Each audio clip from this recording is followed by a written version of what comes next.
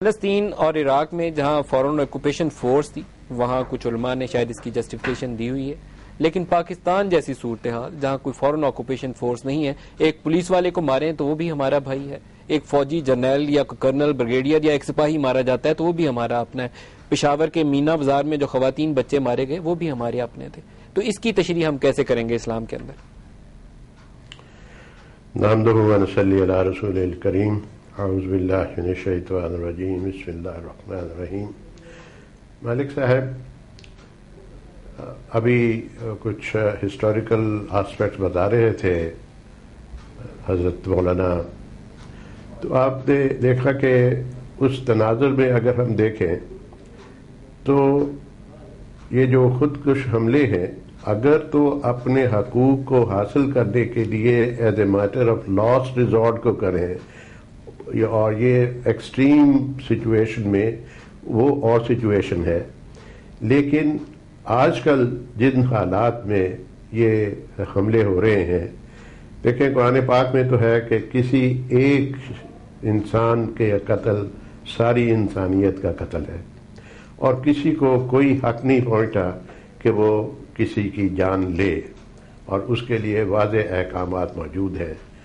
تو میں عرض یہ کر رہا ہوں کہ آج کل کے حالات میں جو پاکستان کے شہروں میں، مارکیٹس میں، یا دوسرے جو ہے مساجد میں، یا اور جتنے بھی حملے ہو رہے ہیں، میں یہ سمجھتا ہوں کہ اس کا اسلام میں جواز ڈھونڈنا حماقت ہوگی.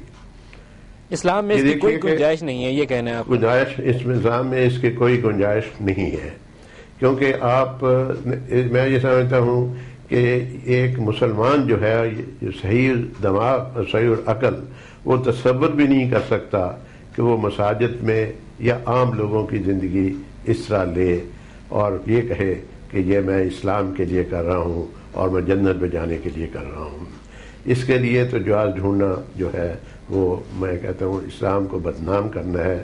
اور میں یہ سمجھتا ہوں کہ یہ اگر وہ لوگ ہیں جو یا تو یہ کرائے کے لوگ ہیں یا یہ جو گمراہ کیے ہوئے لوگ ہیں، ان کو اس طرح جو ہے کو جانے ضائع کرنے کے لیے جو کہا جا رہا ہے اور کروایا جا رہا ہے، یہ ہمارے دشمنوں کا کام ہے.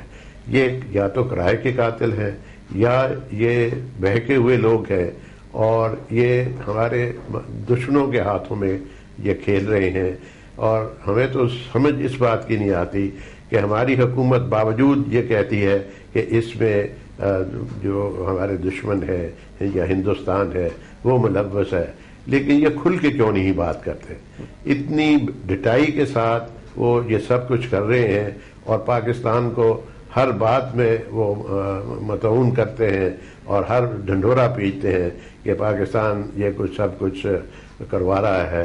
لیکن اب جب ہمارے پاس یہ سارے ثبوت موجود ہیں تو ہم دنیا کو کیوں نہیں دکھاتے کہ یہ وہ لوگ ہیں جو یہ کر رہے ہیں؟ میں یہ سمجھتا ہوں کہ بہت سی باتوں میں طالبان کا نام لے لینا، وہ طالبان جن کی کہ جو کہ جہاد کے لیے اٹھے تھے اور جنہوں نے اپنے ملک کو روس سے آزاد کروایا اور پھر ایک اسلامی حکومت قائم کی، اور ان کو یہ کہنا میں تصور بھی نہیں کر سکتا کہ وہ لوگ ہوں گے اور وہ اس کے پاکستان سے. جسٹس خلیل الرحمان صاحب، یہاں ایک تمیز پائی جاتی ہے. وہ جو طالبان افغانستان والے تھے، ملا عمر کا بھی 2 سال پہلے ایک فتویٰ آیا تھا، انہوں نے پاکستانی سیکورٹی کے اداروں کے اوپر حملوں کو جائز قرار نہیں دیا تھا.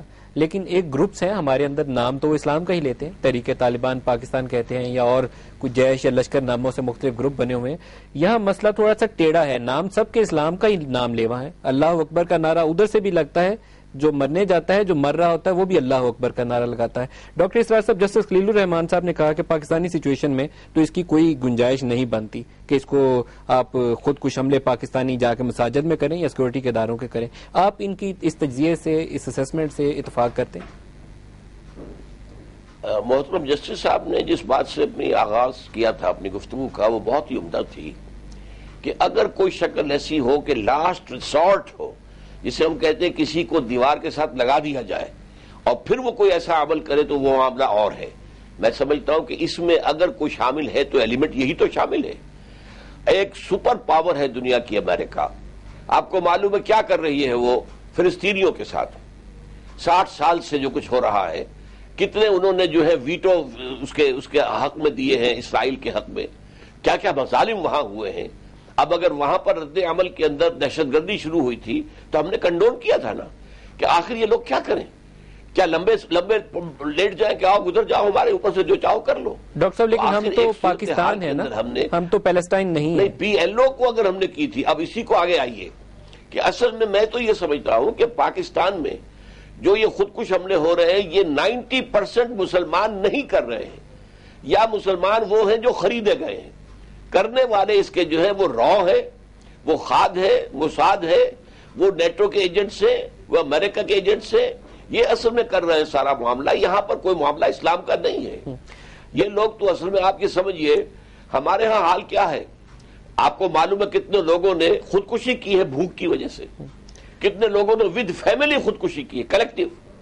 اچھا میں یہ کہتا ہوں کہ آپ اگر کسی ایسے شخص کا آپ کا واسطہ ہو جائے، آپ اس سے کہیں بھائی تم جو خودکشی کرنا چاہتے ہو تو تم اپنی جان دے دو گے، تمہارے بیوی بچوں کا پیچھے کیا ہے؟ کچھ بھی نہیں۔